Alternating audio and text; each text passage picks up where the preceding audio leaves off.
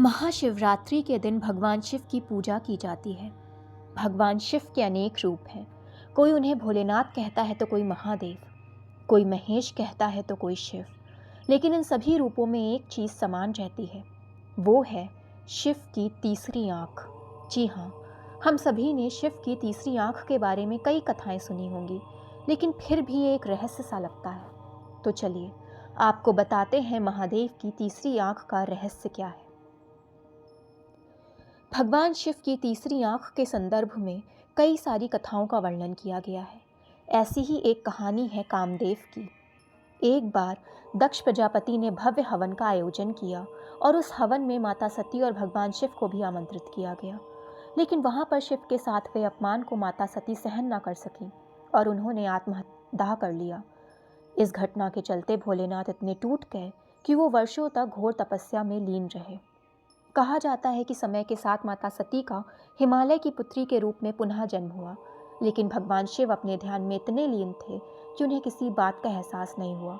सभी देवता चाहते थे कि जल्द से जल्द माता पार्वती का शिव के साथ मिलन हो जाए, लेकिन उनके सभी प्रयास विफल साबित हुए।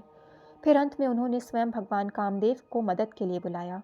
कामदेव ने अलग अलग तरीके से भगवान शिव का ध्यान तोड़ने की कोशिश की, लेकिन वो विफल रहे।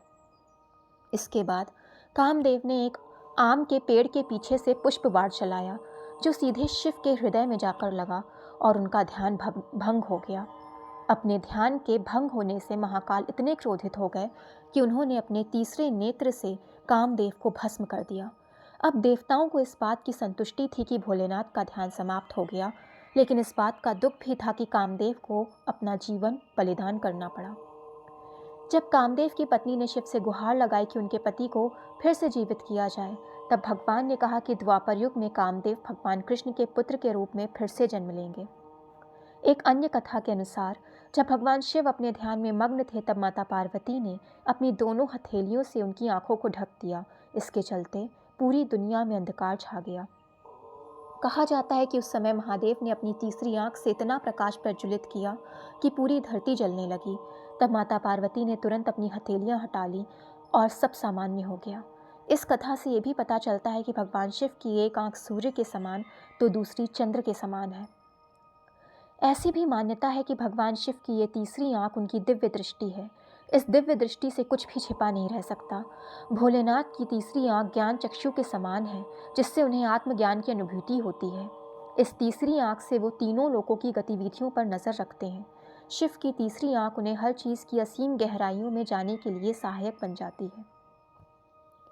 मनुष्यों के पास दो नेत्र होते हैं, इसलिए हम सीमित ही देख सकते हैं, लेकिन भगवान शिव सभी पहलुओं से अवगत होते हैं। भगवान शिव की तीसरी आंख उनकी शक्ति का केंद्र भी है। इसके उनकी छवि अत्यंत ही प्रभावशाली मानी जाती है। ये भी मान्यता है कि भगवान शिव की तीसरी आंख खुलते ही समस्त सृष्टि भस्म हो जाएगी।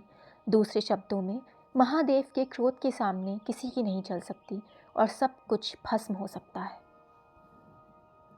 दोस्तों, अगर वीडियो पसंद आई हो तो चैनल को लाइक, सब्सक्राइब एंड शेयर करें ताकि चैनल की नोटिफिकेशंस आपको मिलती रहें।